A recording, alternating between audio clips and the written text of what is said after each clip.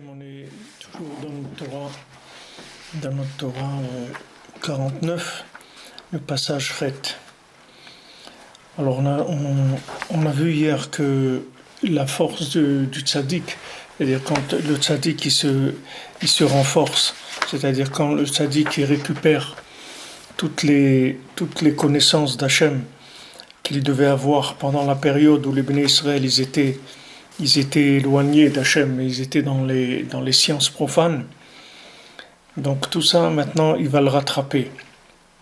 Maintenant, le fait qu'il se renforce pour rattraper ces connaissances qui étaient latentes pour l'instant. Alors ça, c'est le principe du Techelet, c'est-à-dire que c'est ça le principe des tzitzit et du Techelet, du bleu qu'il y a dans les tzitzit. Prinot makifim, qui sont les makifim, c'est-à-dire qui sont toutes les connaissances qui sont pour l'instant en attente. Et c'est ça qui est écrit dans le pasuk du bout du ciel et son endroit, utkufato, et cette kufa, ça veut dire sa période, son cycle. Prinot makifin. Alors Rabbeinu dit ici que Tkufa c'est makifin, c'est-à-dire que c'est les compréhensions qui sont autour. Veim prinat techelet azot mechalim veshatzim ma'akum prinat keesechalam bechol hagoyim. On dit que maintenant avec ce techelet là, ce principe du techelet, c'est avec ça qu'on va détruire tous les idolâtres. Comme c'est écrit Beprinat comme Hachem a dit, je détruirai toutes les idolâtries, tous ceux qui sont dans l'idolâtrie, toutes les idoles, je les détruirai. C'est-à-dire que maintenant, quand le mal il toute sa force, c'est-à-dire d'où il vient le mal, c'est le fait qu'il n'y a pas une révélation assez grande de la profondeur de la Torah. C'est-à-dire que c'est pour ça que le mal il peut essayer de donner ses interprétations, d'amener des théories, de mentir, de dire n'importe quoi, parce qu'il n'y a pas assez de révélation des profondeurs de la Torah. C'est-à-dire les profondeurs de la Torah, c'est pour amener des évidences, c'est-à-dire pour rendre le monde plus évident dans ce qu'il est. Par exemple, uniquement ce qu'on a vu depuis le début, que Hachem il a créé le monde pour son honneur, c'est-à-dire pour la révélation de son honneur. Qui est-ce qui sait ça sur Terre? Combien de gens qui savent ça sur Terre? C'est-à-dire le but principal de la machine entière de l'humanité, les gens ils le connaissent pas.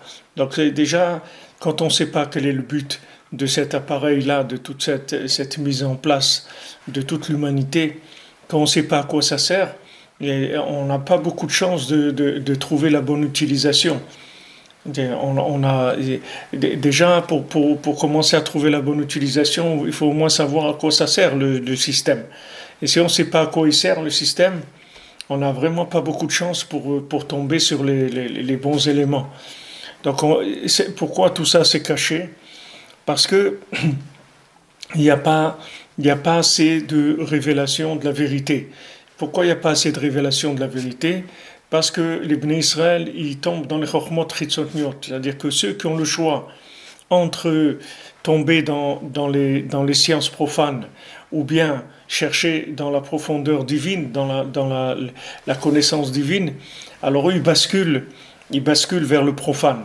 Alors comme ces gens-là, ils basculent vers le profane, automatiquement, ça donne la possibilité à tous les obscurantistes, à tous les manipulateurs de l'obscurité, d'avancer des théories politiques, des théories scientifiques, des religions, de la mystique, ce qu'on veut, de l'art, de n'importe quoi.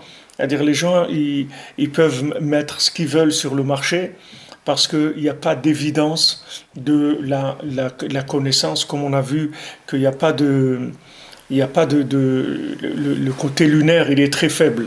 Donc, comme que le côté lunaire est faible, alors les- il n'y a pas d'évidence dans le monde de la présence divine et de son programme aussi. Parce que Hachem, il a un programme. Il a un programme pour les juifs, il a un programme pour les non-juifs, il y a un programme de vie dans ce monde. Maintenant, celui qui ne connaît pas ce programme, alors il va passer à côté de la vie. Puisque maintenant, il y a une seule façon de vivre dans ce monde. Il n'y en a pas 36. Si on est juif, il y a une façon de vivre. Si on n'est pas juif, il y a une façon de vivre. Et après, quand ça est en place, alors déjà les éléments principaux ils sont respectés, donc il y a une harmonie, et ça permet de mettre en place un progrès. C'est-à-dire toutes les mitzvot, que ce soit les mitzvot de Bnei Israël, les mitzvot de Bnei Noach, c'est des mitzvot qui sont en place pour pouvoir connecter les gens avec Hachem. C'est-à-dire c'est une base pour pouvoir commencer à vivre. C'est pas une finalité, c'est une base. C'est juste c'est une mise en place pour pouvoir se rendre compte qu'il y a Hachem dans le monde. Par exemple, quelqu'un qui mange des choses qui sont interdites, alors ça lui bouche le cœur, ça lui bouche le cerveau. Donc après, il comprend rien, il voit rien, il est aveugle. Il ne se rend pas compte de ce qui se passe avec lui. Il ne sait pas comment orienter sa vie. Il ne sait pas comment se rapprocher d'Hachem. Parce qu'il mange des choses qui sont interdites. Maintenant, dans toutes toutes les choses, c'est comme ça. C'est-à-dire, quand il fait ce qu'il ne faut pas faire ou il ne fait pas ce qu'il faut faire, alors ça le rentre dans de la stara. C'est-à-dire, ça cache de lui l'évidence d'Hachem. Ça cache de lui l'évidence d'Hachem. Alors, regardez combien il faut avant d'arriver juste à se positionner pour pouvoir, en fait, après, prétendre à une existence quelconque. C'est-à-dire que si maintenant il y a pas le minimum de la shmira des mitzvot, alors on ne peut pas prétendre à autre chose. Qu'est-ce qu'on va prétendre à quoi? C'est le minimum. Naaseh v'nishma, c'est ce qu'on a dit au matin de Torah. On va faire, après on verra, après on va entendre. D'abord on va faire.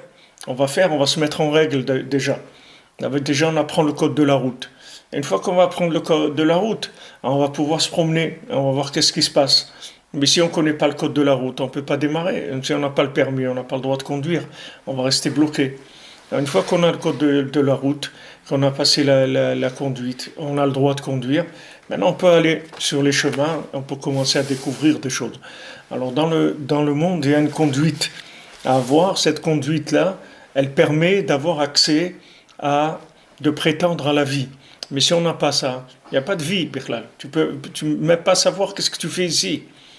Qu'est-ce que tu fais? Et la plupart des gens demandent à quoi ils servent leur vie. Qu'ils aient été là ou qu'ils n'aient pas été là, qu'est-ce que ça change dans le monde? Qu'est-ce que ces gens-là, ils ont fait dans leur vie? Ok, quelqu'un, il a travaillé, il est infirmier, il a travaillé à l'hôpital, ok. Après, il a mangé, ok. Après, il a été au cinéma, ok. Après, il a été au ski, ok. Non, après, qu'est-ce qu'il y a après tout ça? Il n'y a rien du tout. Après, il va mourir, c'est tout. Alors, qu'est-ce qu'il a fait? Il n'a rien fait. Il n'a rien fait, qu'est-ce qu'il a fait? C'est quelqu'un qui est un figurant qui est un figurant dans le film. De temps en temps, on le voit passer comme ça. Mais il ne sert à rien, il est rempli parce qu'il y a besoin qu'il y ait du monde pour faire tourner l'entreprise. Il y a besoin du monde, il faut qu'il y ait du monde, alors il y a du monde. Mais à quoi il sert ce monde-là? À quoi ils servent tous ces gens-là?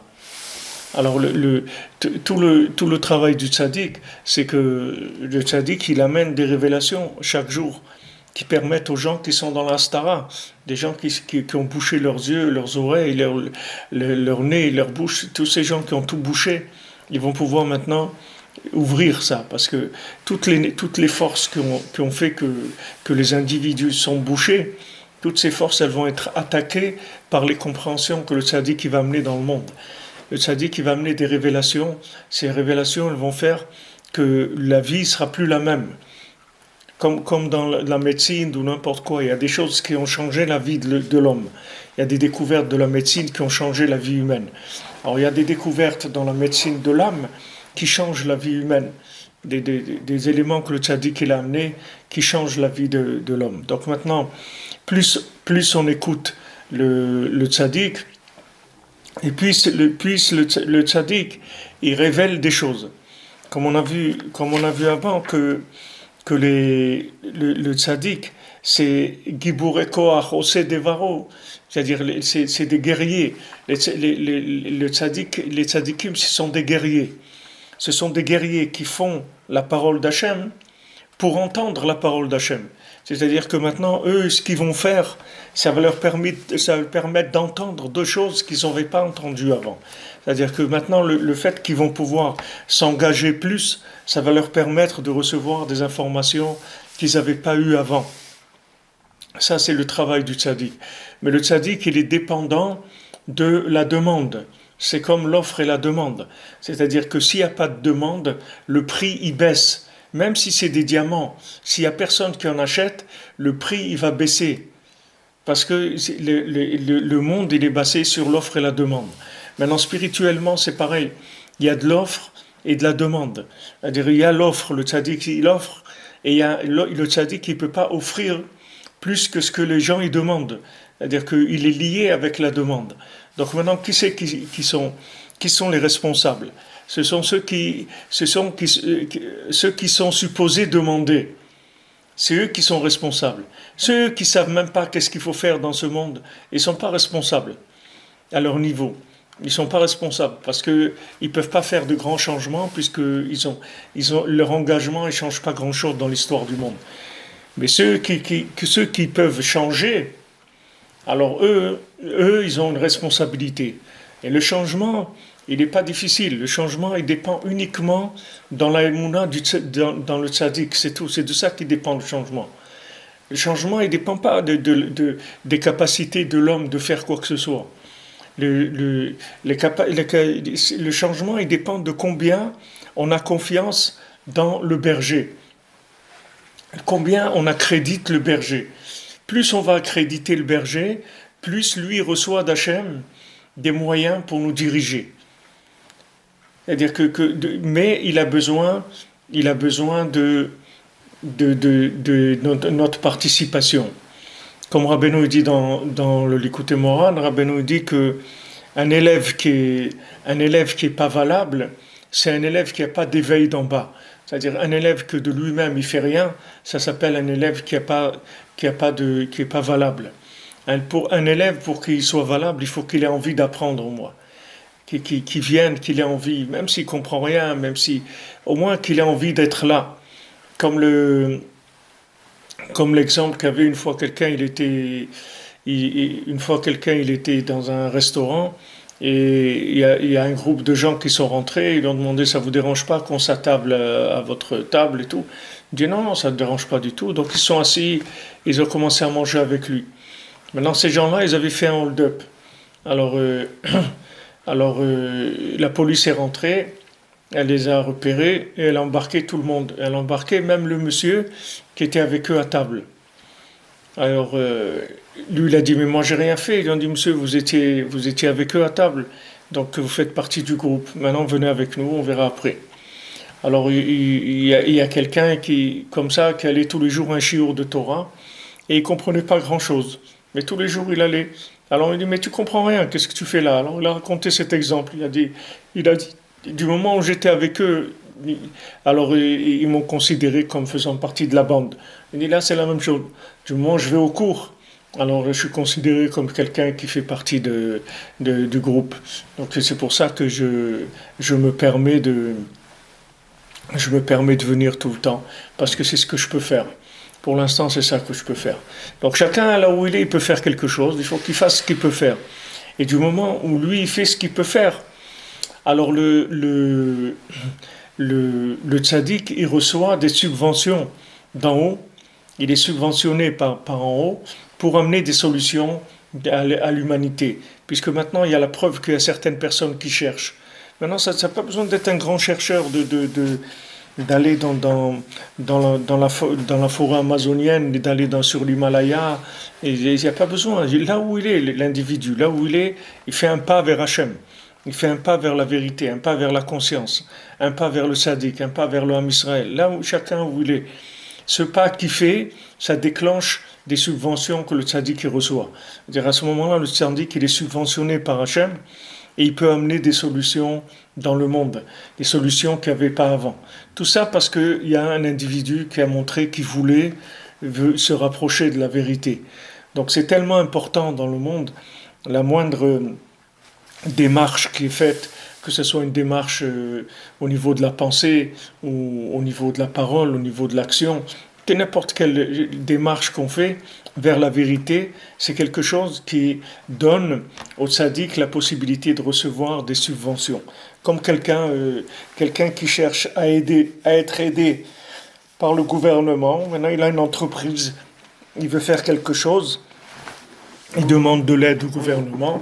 Alors on lui dit qu'est-ce que vous avez comme capital, comme apport? Qu'est-ce que vous avez comme apport personnel? Alors on dit voilà, j'ai 5%, ou j'ai 10%, ou j'ai 20%. Alors par rapport à son apport personnel, on va lui dire voilà ce qu'on peut vous prêter, telle somme pour votre affaire, par rapport à son apport personnel. Mais si quelqu'un il a aucun apport personnel, qu'est-ce qu'on va lui donner? Et on va rien lui donner du tout parce on n'est pas, on n'a aucune preuve que cette personne-là, elle va s'engager.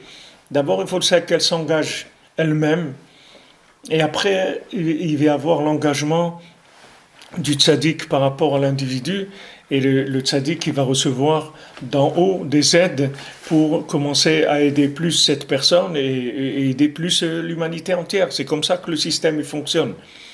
Donc quand le tzaddik il sort de sa choupa, c'est-à-dire il sort de là où il était caché, alors il sort avec une grande énergie, et cette grande énergie-là, elle va permettre de détruire tout le mensonge, c'est-à-dire il va détruire le mensonge. Le mensonge, il n'aura plus sur quoi s'accrocher. Parce que toutes les subventions qui recevaient le mensonge, il ne va plus en recevoir du tout, parce que les gens ils vont se détourner. Les gens ils vont se détourner parce qu'ils vont se rendre compte que c'est du mensonge. Donc une fois qu'ils vont avoir une évidence de la Torah, les gens ils vont se sauver de tous les systèmes. Les gens ils vont comprendre qu'il y a Hachem dans le monde, et on ne va pas nous acheter avec des bêtises, on ne va pas nous emmener dans de l'idolâtrie, parce qu'on a compris qu'il y a Hachem dans le monde. Ça se fait par les asagot et le kout. C'est-à-dire, c'est ça les compréhensions que le tzaddik il amène. Compréhension que le tzaddik il amène, c'est pour faire gagner du périmètre d'éclairage par rapport à l'obscurité. Voilà, là maintenant on est dans une panne d'électricité. Voilà, alors ils font des pannes d'électricité. Alors quand il y a des pannes d'électricité, il y a les gens, il y a des hold-up, des vols, le système d'alarme ne marche plus, les trucs, il y a beaucoup de choses qui sont conséquentes à ça. Alors l'obscurité, c'est ça qui permet le développement de tout ce qui est occulte, c'est-à-dire toutes les sciences, la science, ça vient je vous l'ai dit plusieurs fois, Rabbi Nathan il dit la science, ça vient de la sorcellerie, c'est-à-dire l'ancêtre de la science, c'est la sorcellerie. C'est-à-dire avant que la science expérimentale avec des blouses blanches et des tubes transparents, il y avait des sorciers qui faisaient des manipulations des forces spirituelles qui sont emprisonnées dans la matière. C'est la même chose, c'est exactement pareil. C'est-à-dire du moment où quelqu'un il croit pas en Dieu dans ce qu'il fait, et il fait pas rentrer la parole de Dieu dans son travail, dans sa recherche scientifique, alors sa recherche scientifique, elle est automatiquement, elle est vers la sorcellerie. C'est-à-dire c'est pas il n'y a pas de science qui soit, il n'y a pas de science qui soit de la logique pure. La logique pure, ça n'existe pas. La logique pure, elle a toujours une âme dedans. Il n'y a pas de logique pure. La logique, elle a toujours un moteur spirituel. Et même la logique scientifique, elle a des forces spirituelles qui sont derrière ces raisonnements, derrière toutes ces réflexions, etc. Et si les gens ils sont honnêtes, alors tous ils vont trouver qu'il y a Hachem dans le monde. Si les gens dans leur recherche ils sont honnêtes, alors ils vont se rendre compte qu'il y a Hachem dans le monde. Parce que toutes les recherches, elles amènent au point de vitalité qu'il y a dans la chose. Mais avant, il y a possibilité de manipuler. Alors maintenant, ça c'est comme ça que le tzaddik Et c'est comme ça que le tzaddik qui fait la guerre, c'est-à-dire que le tzaddik qui se bat pas, le tzaddik il ne fait que révéler du bien, c'est tout. Il s'occupe pas du reste. Il révèle plus de lumière, plus de bien, plus de bien, plus de bien. Maintenant, chaque fois qu'on fait plus de bien, qu'on révèle plus de bien, alors Hachem il envoie des subventions pour ce bien-là. Ce bien, il est subventionné. C'est pas maintenant par rapport au bien que moi je vais faire. Quand je vais faire un effort, il ne faut pas que je vois l'effort que moi je vais faire, parce que cet effort-là, c'est juste un appel vers Hachem. Et une fois que maintenant je vais faire cet effort, Hachem, il va pouvoir mettre de l'énergie dans cette chose-là, dans laquelle je fais un effort, et la chose, elle va grandir, elle va prendre d'autres proportions. Donc il ne faut pas s'imaginer que les efforts que je fais ils vont rester au niveau de ce qu'ils étaient jusqu'à maintenant. Les efforts, ils vont après être subventionnés par en haut, alimentés par en haut, énergisés par en haut. Il va y avoir beaucoup d'éléments qui vont venir pour propulser ces efforts qu'il y a eu. Donc c'est un système de croissance. Ça dépend ça dépend de l'intention, de la route qu'on a prise dans notre vie. Comme on a vu au début que Hachem il dit moi je rentre pas dans Jérusalem d'en haut tant qu'il n'y a pas reconstruction de Jérusalem d'en bas.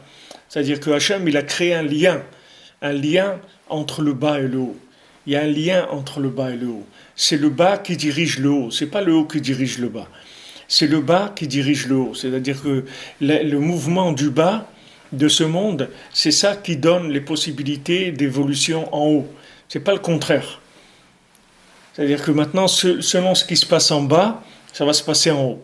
C'est-à-dire que plus il y a de gens en bas qui cherchent la vérité, et plus en haut il va y avoir de la vérité. Plus en haut, il va y avoir les anges, ils vont se rapprocher plus d'Hachem, il va y avoir plus de révélations d'Hachem en haut. Parce qu'il y a de la révélation en bas. En bas, c'est là où ça va se mettre en place. Donc chacun, là où il est, il doit essayer de faire un pas en avant, c'est tout. Ce qu'on lui demande, c'est un pas en avant. On ne lui demande pas de courir. On demande un pas en avant, c'est tout. Que chaque fois qu'il fait un pas, c'est en avant, pas en arrière. Alors quand il fait un pas en avant, alors Hachem, il ouvre. Comme Hachem, il dit, voilà, ouvre-moi comme le chat d'une aiguille, et moi je t'ouvre comme la porte d'une salle. Je t'ouvre des portes énormes. Toi, ouvre le chat d'une aiguille, et moi je t'ouvre. Parce que Hachem, il attend que dans le monde des gens qui cherchent dans ce sens-là. Du moment où les gens ne cherchent pas, alors le système il tourne en folie, en imagination fermée, et voilà, les gens ils font des trucs, et ils développent, et ils trouvent des nouveaux trucs et des nouveaux ça là-dedans, et des applications, des nianimes, etc. Et sauf, la vie elle passe, il ne s'est rien passé, l'individu n'a rien fait de sa vie, la vie elle est passée. Tandis que si quelqu'un il se met à chercher, dès qu'il se met à chercher, il se met à parler avec Hachem, il se met à chercher le tzaddik, il se met à chercher la vérité, il se dit c'est pas possible, il doit y avoir quelque chose ici. Il y a quelque chose ici qui ne marche pas dans ma façon de voir, etc. Dès qu'il se met dans ce positionnement-là, il reçoit une aide d'en haut, tout de suite. Il est alimenté par en haut, par Hachem, par les tzaddikim. Même les tzaddikim, c'est pareil, les tzaddikim, ils sont très friands des chercheurs dans ce monde. Parce que les tzaddikim, quand il y a un chercheur, ça leur donne à eux une possibilité de se joindre à ce chercheur pour eux-mêmes, télécharger des choses et les amener dans le monde. C'est-à-dire les tzaddikim, ils attendent que les gens y cherchent. Eux-mêmes, ils sont là, ils regardent s'il y a des gens qui cherchent pour se mettre avec eux et pour les faire avancer. Donc il faut savoir qu'on n'est pas isolé, on n'est pas seul, dans un sens comme dans un autre. Dans un sens comme dans un autre. Si quelqu'un il gagne au loto, il va voir que tout de suite il va avoir il va faire connaissance avec des gens qu'il connaissait pas avant du tout. Bien que lui il les connaît pas, mais eux ils le connaissent. Pourquoi ils le connaissent? Parce qu'ils s'adressent à tous les gens qui ont une certaine somme d'argent. À partir de 2 millions d'euros ou 3 millions d'euros, vous avez la visite de certaines personnes. Il y a des gens qui vivent dans le monde qu'avec ça. Il y a des dérivants chez les gens qui ont de riches et surtout des nouveaux riches et des gens, ils essayent de détourner leur argent. Alors maintenant, dans le bien, c'est la même chose. C'est-à-dire que dès que vous arrivez à ouvrir, dès que vous ouvrez un compte, c'est-à-dire dès que vous faites une ouverture, alors cette ouverture-là, elle permet en haut d'agir sur le bas. Dès qu'il y a un mouvement de progrès, ça fait que le haut, il finance, il encourage le bas. וזה אין נסתר מחמתו, וחמתו זה בחינת כלה, כמו שכתוב, כלה בחמה, כלה בעינימו. C'est-à-dire, ואין נסתר מחמתו. Il y a rien qui sera caché de sa colère. זה בחינת כלה. Ça, c'est le principe de la kala, de la fiancée, כמו שכתוב, כלה בחמה, כלה בעינימו. Comme c'est écrit, כלה בחמה, comme on dit dans le Tikkun HaKlali, כלה בחמה, c'est-à-dire détruis-les dans la colère, détruis-les et ils ne seront plus.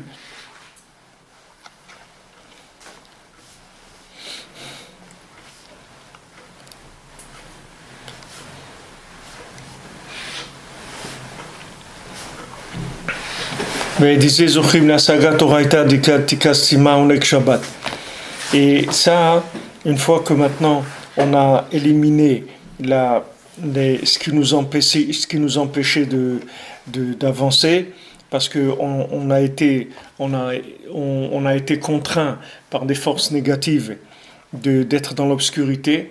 Et ces forces négatives, elles ont profité du fait qu'on s'est perdu dans les sciences profanes pour nous mettre dans l'obscurité. Donc quand maintenant on va se débarrasser de ces forces négatives, alors on va arriver à Saga de Raïta d'Atika. C'est-à-dire on va pouvoir comprendre la Torah qui est ancienne, très profonde, Prinak Onek Shabbat. On va arriver aux délices de Shabbat. Comme ça qu'on arrivera aux délices de Shabbat. Donc c'est à Sagot et Lokut, elles ont pour arriver aux délices de Shabbat, on est obligé d'abord de se débarrasser de tout ce qui fait partie de ce monde, c'est-à-dire de tout ce qui peut nous empêcher de nous rapprocher de cette Torah-là qui est la Torah avant la création du monde. Alors cette Torah, on y a accès par le fait que on s'est débarrassé des clipotes. Donc on a besoin tout le temps d'une Torah nouvelle. On a besoin tout le temps d'être alimenté par en haut. C'est-à-dire qu'il y ait tout le temps une alimentation de manière à nous maintenir dans l'attachement à Hachem. V'zeh Torah Hachem temima. Et c'est ça que la Torah d'Hachem, elle est temima, elle est entière, elle est complète. Shei Torah de Atika. C'est-à-dire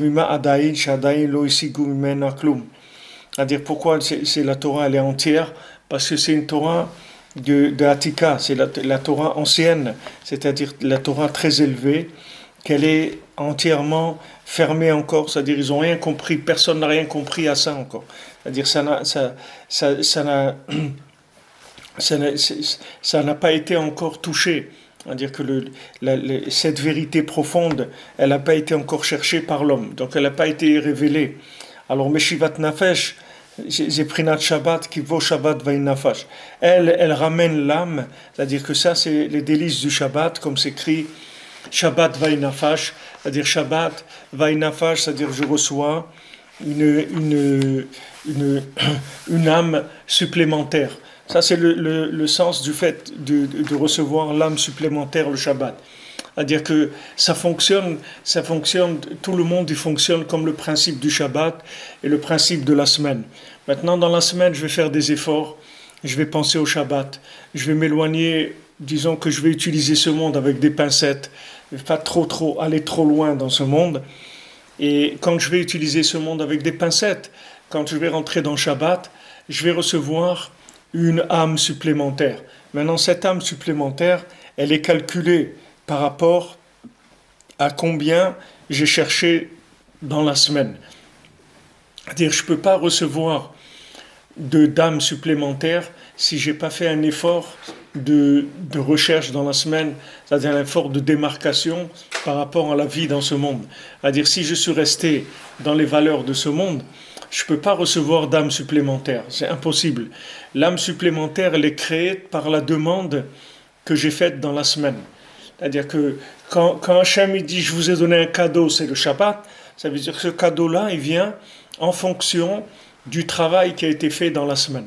C'est-à-dire que maintenant, ça reste un cadeau, parce que Pourquoi c'est un cadeau? Parce que c'est quelque chose qu'on n'a pas, on n'a pas nous-mêmes fait quelque chose directement pour avoir cette chose-là, mais on a fait une recherche préparative par rapport à cette chose-là, préparatoire plutôt par rapport à cette chose-là.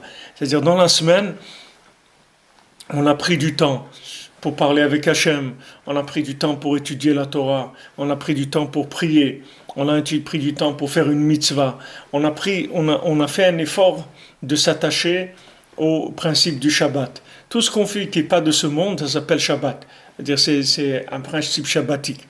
Donc quand maintenant dans la semaine je me suis attaché au Shabbat, que ce soit par ma prière, par mon étude, par l'aide des doutes, par toutes les mitzvot que je fais, ces mitzvot-là, elles me permettent de recevoir la neshama supplémentaire le Shabbat. Alors là, le Shabbat, je suis vraiment boosté, c'est-à-dire au maximum. C'est-à-dire que je vais recevoir des éléments qui sont extrêmement élevés. Parce que ma semaine, ça a été une semaine de recherche. Mais comme les Khamim me disent que celui qui s'est fatigué la veille de Shabbat, alors il va manger le Shabbat. Celui qui s'est fatigué la veille de Shabbat, il va manger Shabbat. Mais si maintenant quelqu'un il n'a rien préparé la semaine, qu'est-ce qu'il va manger Shabbat? Il n'a rien mangé, il n'y a rien du tout. Qu'est-ce qu'il va manger? Il n'y a rien. Shabbat, on ne peut pas cuisiner. Shabbat, on distribue, on distribue les prix de fin d'année. C'est-à-dire, on distribue les prix. Voilà, tu as fait ça, ça, voilà. Voilà, ça te revient cette chose-là. Ça te revient. C'est-à-dire, le Shabbat, on va donner une âme supplémentaire à la personne. C'est ça le quart du Shabbat. C'est ça le cadeau du Shabbat. Le cadeau du Shabbat, c'est de recevoir un surplus d'âme. C'est ça le cadeau du Shabbat. Maintenant, ce surplus d'âme, après, il va influencer toute ma semaine. Une fois que je vais commencer, c'est un processus qui va se mettre en place. Après, ça va déclencher dans la semaine d'autres choses. Et ces choses-là, elles vont déclencher un autre Shabbat, etc. C'est-à-dire que maintenant, tout l'effort que j'ai pu faire dans la semaine pour essayer de prendre conscience de qu'est-ce que je suis en train de faire ici. C'est-à-dire que Meshivat Nefesh, c'est-à-dire je ramène mon âme. Je ramène mon âme, c'est-à-dire je ramène mon âme vers sa racine. C'est-à-dire je ne me laisse pas détourner par les bêtises de ce monde. Je ramène mon âme vers sa racine, c'est-à-dire je me dis qu'est-ce que je fais ici et j'essaye d'être le plus en accord avec la halakha. Ça va faire que le Shabbat, je reçois une âme supplémentaire. Cette âme supplémentaire, elle est en fonction de la recherche de la semaine. Plus quelqu'un il va chercher dans la semaine, plus son degré de rayonnement de l'âme, il va être fort, le Shabbat. Il peut être très très fort. Le rayonnement de l'âme du Shabbat, ça peut être extrêmement fort. Ça dépend de combien quelqu'un il a cherché dans la semaine. Donc ça c'est le Kibo Shabbat Vainafash, parce que Shabbat, on va recevoir cette âme supplémentaire. Et ça, c'est ça les délices de Shabbat, les mansés. C'est ça le délice du Shabbat. Le délice du Shabbat, c'est ça. C'est cette âme supplémentaire qu'on reçoit. Ça qui s'appelle le délice du Shabbat. Le délice du Shabbat, c'est de se sentir dans un corps comme on est dans la semaine, mais avec un moteur complètement différent. Avec une âme qui est beaucoup plus puissante que tout ce qu'on a dans la semaine. Et ça, c'est un véritable plaisir. Ça, c'est le délice. C'est ce qui s'appelle les délices du Shabbat. Alors, ce système de fonctionnement, c'est un système général. C'est-à-dire que, comme je vous l'ai expliqué avant, c'est un système général. C'est-à-dire tout ce qui s'appelle plus engagé, plus élevé, ça s'appelle Shabbat par rapport au niveau qui est en dessous. Par exemple, le Ham Israël, par rapport au tzaddik, le Ham Israël, il s'appelle la semaine. Le tzaddik, c'est le Shabbat du Ham Israël. Comme la Gemara dit, pour Rabbi Shimon Bar Yochai, les élèves lui disent « Antu Shabbat de kuleu yoma ». Toi, tu es le Shabbat de tous les jours. C'est-à-dire, le tzaddik, il est considéré comme le Shabbat du Ham Israël. Maintenant, le Ham Israël, par rapport aux nations, ils sont considérés comme le Shabbat. Et Eretz Israël, par rapport à Chutz La'aretz, c'est considéré comme le Shabbat. Chaque chose, elle a une nekuda shabbatique par rapport là où elle est. Mais maintenant, pour recevoir de cette nekuda shabbatique là, de ce point shabbatique, il faut que moi je m'engage là où je suis. Du moment où moi je m'engage là où je suis, je fais ce que je peux. Alors comme Rabbeinu dit dans ses Purim Asiot, quand ils lui ont dit aux mendiants, toi qu'est-ce que tu peux faire? Il dit moi je peux faire tout ce que vous ne pouvez pas faire. C'est-à-dire que maintenant, vous faites ce que vous pouvez faire. Et après, moi, je vais vous donner tout ce que vous ne pourrez pas faire, je vais le faire moi pour vous. Je vais vous le donner gratuitement. C'est ça le principe du Shabbat. Shabbat, ça veut dire on travaille toute la semaine. Et après, on nous dit, voilà, quand il rentre Shabbat, tu dois te considérer comme quelqu'un qui a fini son travail, qui a plus de manque, qui est complètement tranquille, qui a fini avec tout ce monde, etc. Maintenant, il rentre dans Shabbat. Maintenant, tout ce que toi, tu n'auras pas pu faire pendant ta semaine, alors Hachem, il va te le compléter, le Shabbat. C'est pour ça qu'Hachem, il te paye les repas du Shabbat. Hachem, il rembourse tout ce que tu dépenses pour Shabbat. Parce que du moment où maintenant tu t'es engagé à faire Shabbat, tu vois qu'Hachem, il te paye, il te donne. Il te dit, écoute, les dépenses de Shabbat, c'est sur moi. C'est pas tu payes rien le Shabbat. C'est sur moi les dépenses de Shabbat. Parce que maintenant, Hachem, il te demande de rentrer dans Shabbat. Donc c'est lui qui va t'aider à faire ce qu'il y a à faire. Alors ça, c'est sur le côté de la nourriture, mais sur le côté du spirituel, c'est exactement le même schéma. C'est-à-dire que maintenant, moi, j'ai fait ce que j'ai pu, et Hachem, il va faire le reste, c'est tout. Moi, je fais ce que je peux, là où je suis. Mais ce que je peux, il faut que je le fasse. Et à ce moment-là, je déclenche la sistana d'en haut, je déclenche l'aide du tzaddik, de tous les tzaddikim, l'aide d'Hachem, qui vont se mettre en place pour pouvoir m'aider, Bezrat Hachem, à recevoir des compréhensions. Et ces compréhensions-là, d'Hachem, c'est-à-dire ces prises de conscience, c'est elles qui vont me sauver. Parce que qu'est-ce qui sauve quelqu'un? C'est sa prise de conscience, c'est tout. Pourquoi les gens ils sont loin d'Hachem? Rabbeinu dit, parce qu'ils sont inconscients, c'est tout. Les gens ils sont inconscients, donc c'est pour ça qu'ils sont loin d'Hachem. Ils sont inconscients qu'ils sont vivants, ils sont inconscients qu'ils vont mourir, ils sont inconscients de tout. Donc c'est pour ça qu'ils sont loin d'Hachem. Mais si les gens ils étaient conscients de l'existence d'Hachem, alors ils se rapprocheraient tous d'Hachem. Alors cette conscience-là, elle dépend de combien moi je fais ce que je peux. À partir du moment où moi j'ai fait ce que je peux, après le tzaddik il met en place des choses pour nous donner des éléments d'âme spirituelle. Le tzaddik lui-même, c'est lui qui représente notre fournisseur en âme, c'est-à-dire en intensité d'âme. Et quand le tzaddik donne à quelqu'un une intensité d'âme, tout de suite sa vie elle change.